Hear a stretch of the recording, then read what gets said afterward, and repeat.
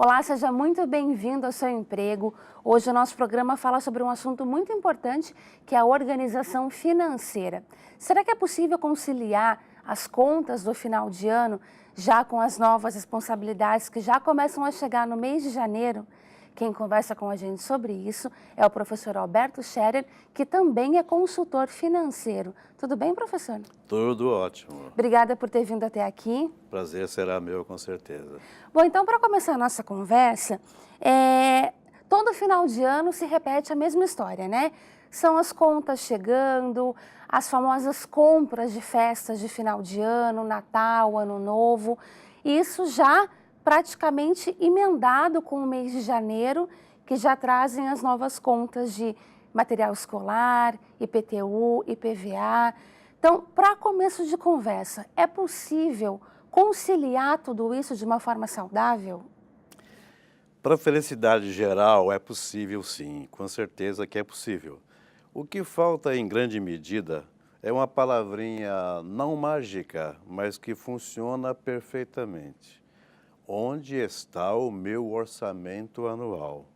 Ou seja, construir esse orçamento é o direcionador da minha vida financeira. E a ausência dele certamente provoca alguns distúrbios financeiros falando. Ou seja, é possível sim organizar, e essa organização sistematicamente, obrigatoriamente, se quisermos uma vida estável, financeiramente falando, sem o orçamento nosso, preferencialmente anual, a coisa pode piorar. E com ele, certamente, a estabilidade pode acontecer. Então, é possível, sim. E, professor, na sua opinião, quais são os principais motivos que levam uma pessoa a ter problemas na vida financeira? Ótima pergunta. O que passa muitas vezes desapercebido são as famosas pequenas contas, os pequenos gastos. Esses eu chamo de vilão da finança pessoal. Por quê? Porque quando você tem uma despesa mais relevante, um montante de desembolso mais alto, um gasto maior em relação ao seu rendimento, você naturalmente vigia isso mais. O que você, muitas vezes, nós, de uma maneira geral, como que nós procedemos? Os pequenos gastos, eles passam e a gente nem vê. Eu coloco até um exemplo bem simples para que nós possamos entender isso com mais precisão. Olha, se você deixar de gastar aleatoriamente, compra um picolé ali, outra coisinha ali, o teu filho pede alguma coisinha e você às vezes se recusa a não atendê-lo e quer atendê-lo, e, vai ser R$ 2, vai ser R$ 3, vai ser R$ 5. Pode deixar. Importante a gente ver o total. Olha, R$ 5 por dia são R$ 150 por mês. R$ 150 por mês é R$ 1.800 por ano. Será que não seria melhor se eu retivesse isso, esse desejo, esse descontrole e colocasse esse dinheiro guardado, nem que seja no cofrinho, para que depois eu pudesse dar um presente para o meu filho? O que eu quero dizer, em última análise, é o seguinte: os pequenos gastos precisam de ser vigiados. Eles, se não vigiados, serão os nossos vilões, financeiramente falando, com certeza. Então, o que acontece normalmente nesse descontrole, fundamentalmente está relacionado com vários pequenos gastos que, somados, formam um grande gasto e a gente não percebe. É o cafezinho do dia a dia que passa despercebido por quase todo mundo. Sem dúvida nenhuma, um belo exemplo. O cafezinho, 2, 3 cafezinhos por dia, se for um expresso, já se for aí praticamente quase R$ 15.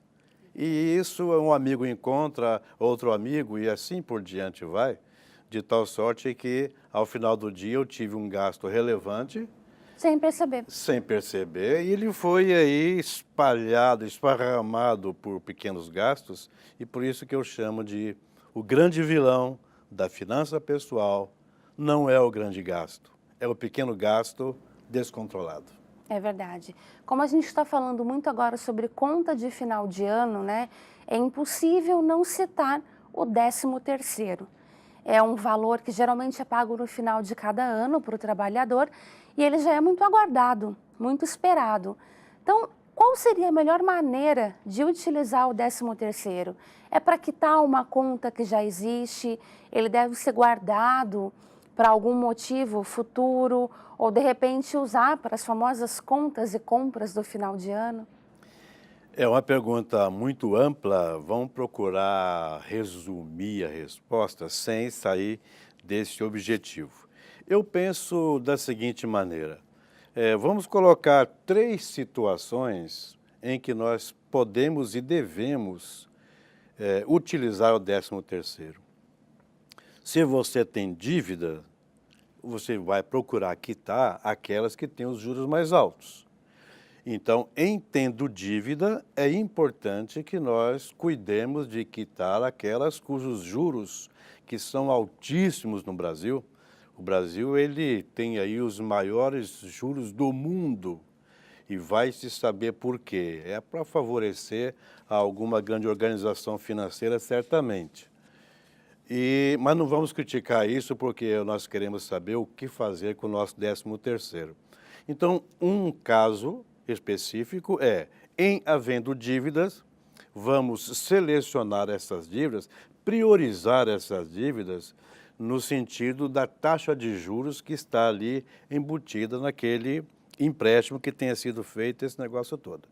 Agora, uma outra situação, se você não tem dívida, que bom, ótimo. Então, o que fazer? Com o 13º, priorizando as nossas vidas futuras, dos filhos, dos netos, enfim, quem sabe pensar num projeto de investimento, quem sabe uma MEI, quem sabe uma pequena empresa, quem sabe se associar a uma empresa que já exista e que esteja produzindo e que a produção esteja gerando um bom resultado, um bom lucro. Isso é importante.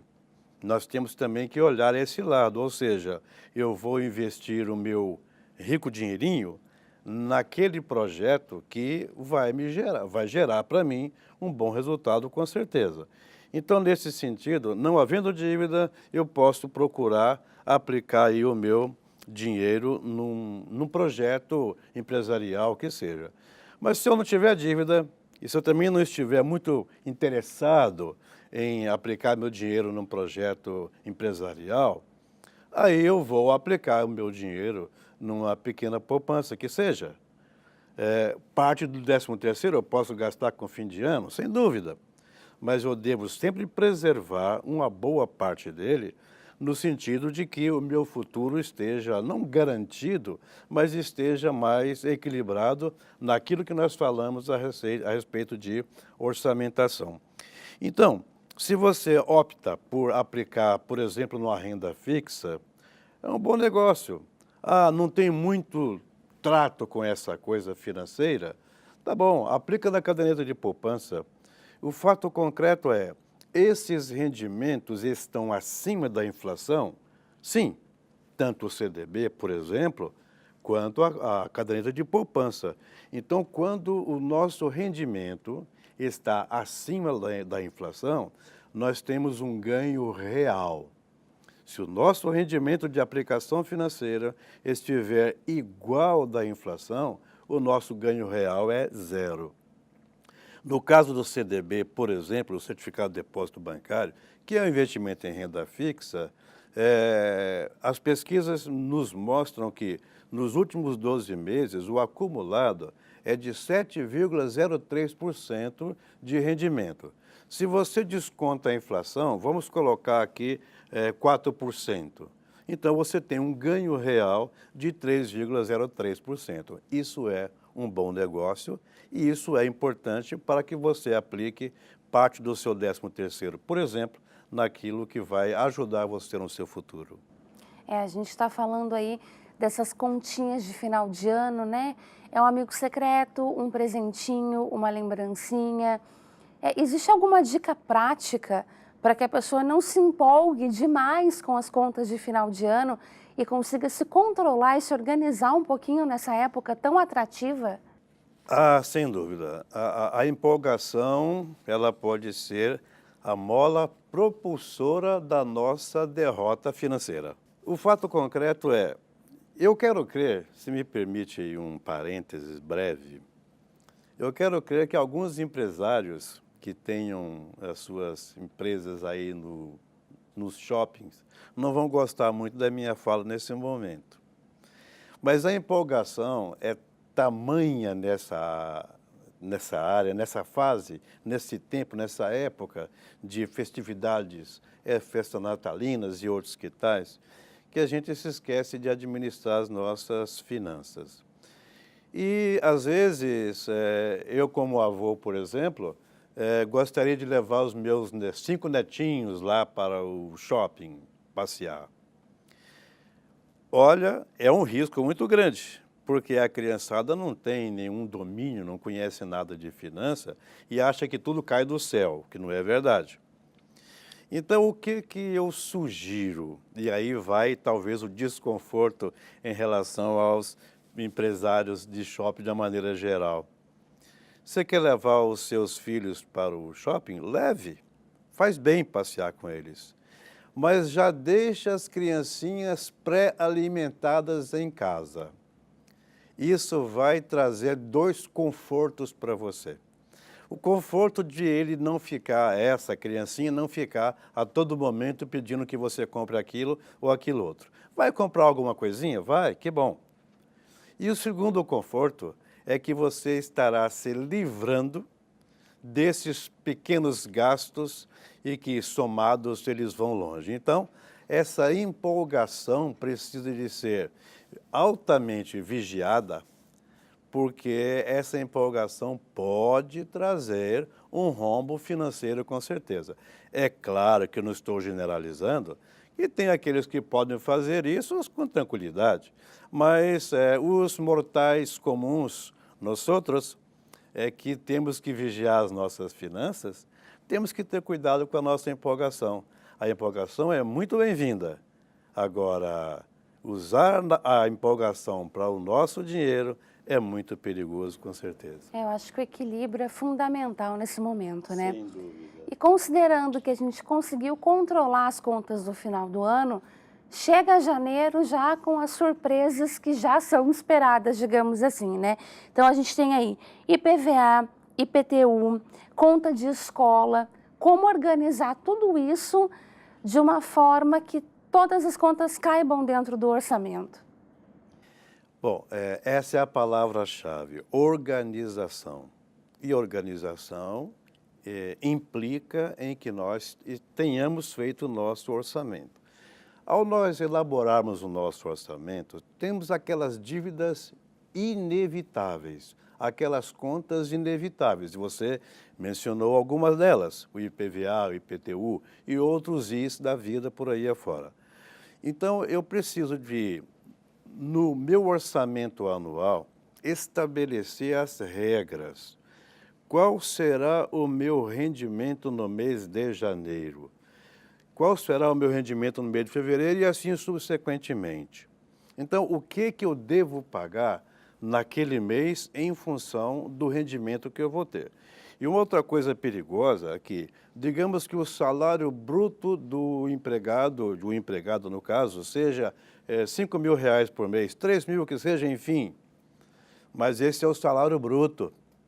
Eu preciso de vigiar o meu orçamento com base no líquido que eu recebo, descontado aí a Previdência Social, o Imposto de Renda na Fonte, quando é o caso. Enfim, eu vou partir desse salário líquido, que é o que vai para a minha conta bancária, e a partir desse valor, aí sim, eu vou estabelecer no meu orçamento as minhas prioridades. Jamais posso me esquecer que essas dívidas, esses Is mencionados, IPVA, IPTU, etc., vão acontecer sempre. Então, é preciso que, e vão sempre acontecer no primeiro mês. Posso parcelar? Pode, já vem, o IPTU já vem parcelado. O IPVA posso parcelar? Pode. Então, eu vou parcelar de acordo com o meu rendimento líquido, com certeza. E aí eu vou priorizando. Se me permite, uma analogia, uma comparação, a questão de prioridade. Segundo os cientistas, né, que cuidam da vida do ser humano de maneira geral, medicina em última análise, o ser humano morre primeiramente em função de falta de água ou de falta de comida, ou seja, por sede ou por inanição. Segundo essas pesquisas, morre mais por falta de água, por sede, morre mais rapidamente. Então, o que pode, se me permite a comparação, o que pode matar a minha finança? Qual tipo de despesa que eu preciso de priorizar? Eu aluguel, se eu pago, tudo bem. A conta de água, luz, telefone, enfim, o que eu preciso de priorizar?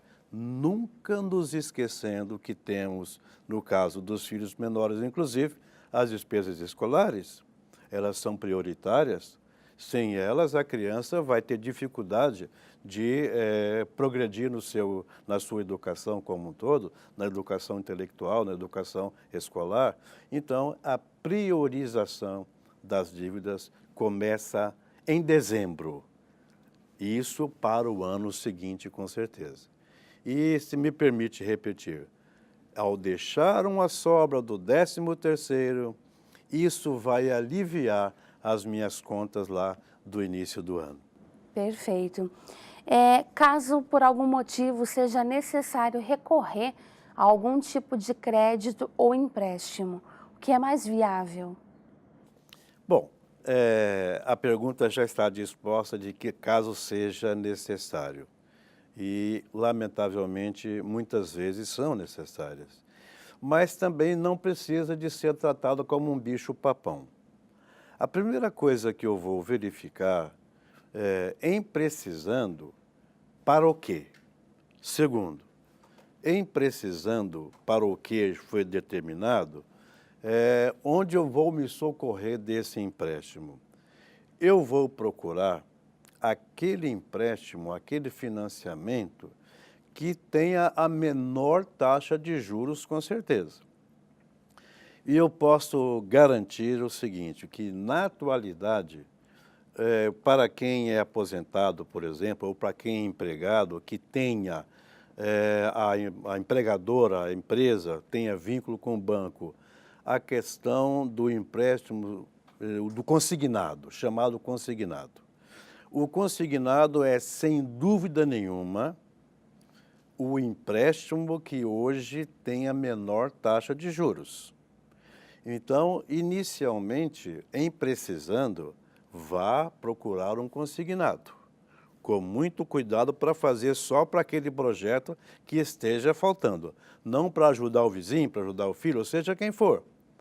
Agora, se a empresa não tem esse convênio com o banco, normalmente as grandes empresas têm as cooperativas de crédito, que também os juros são baixos. Então, se nós começarmos a priorizar os nossos gastos em havendo necessidade de algum empréstimo, vamos procurar aqueles com as menores taxas de juros, por exemplo, o consignado e, por exemplo, as cooperativas de crédito das grandes organizações. Ou seja, não precisamos nos assustar. E, por último, ao nós formularmos o nosso pedido de empréstimo, vamos fazer isso para ser pago num certo tempo, de tal sorte que o meu fluxo de caixa, que o meu caixa pessoal, suporte aquela prestação que eu vou pagar. Fazendo isso, está tudo organizado. Estando organizado, tranquilidade total. Perfeito. Então, para encerrar o nosso bate-papo, eu queria te perguntar, começando o ano, ano novo, vida nova, quais são as dicas de planejamento aí para ter um ano financeiro saudável? Eu coloco duas situações em relação a que nós tenhamos um ano mais tranquilo financeiramente falando. Eu já disse lá no início, dissemos no início, conversamos sobre a questão do orçamento, que é fundamental, né? E ao nós elaborarmos o nosso orçamento, aquilo que já comentamos acerca de necessidades, de priorizações, e o que eu sugiro sempre é o seguinte: você é casado, você é casada, tem seus filhos, e se os seus filhos já têm um certo conhecimento de causa da vida, já é um pré-adolescente, um adolescente ou um adulto, enfim, procure não elaborar o seu orçamento sozinho ou sozinha. Procure fazer familiarmente, porque cada um tem uma visão de finanças muito particulares, de tal sorte que, ao unirmos os interesses da família, certamente nós teremos aí um ano mais tranquilo e mais seguro, né? Eu digo sempre também o seguinte: no orçamento, não deixe para trás, não deixe de constar um pequeno valor que seja para a sua reserva anual. Ou seja, eu vou depositar na caderneta de poupança R$ 20 por mês. Estou colocando como exemplo. Faça isso, porque ao final de um certo tempo você tem um sonho com a família, ou enfim, o seu sonho de fazer uma viagem, seja para onde for, exterior ou para onde for. E quando você cuida de lá no início, já reservar um pouquinho, isso vai te trazer a realização desse sonho. Em última análise, eu digo o seguinte: os pequenos gastos evitados, parte deles você pode colocar no seu orçamento como sendo a reserva que você vai fazer para realizar o seu sonho futuro. É possível, sim. Então, se nós equilibrarmos as nossas finanças, vamos evitar muitos dissabores e até muitas controvérsias íntimas, particulares na família. E quando a paz se estabelece, certamente o sucesso ele acontece. Tá certo. Fica a dica, então, que é muito importante, né? Que haja, de fato, esse planejamento, essa organização, essa conversa entre família, para que os problemas sejam evitados e até mesmo para ter um pouco mais de tranquilidade e ter alguns sonhos de lazer, de viagem, sem grandes preocupações, né? Professora, eu te agradeço muito por ter vindo aqui, por ter compartilhado com a gente essas informações. Sou eu quem agradeço, muito obrigado, e precisando, estamos aí à disposição. Muito obrigada. Seu emprego de hoje fica por aqui, você continua com a gente. Obrigada pela companhia e até a próxima.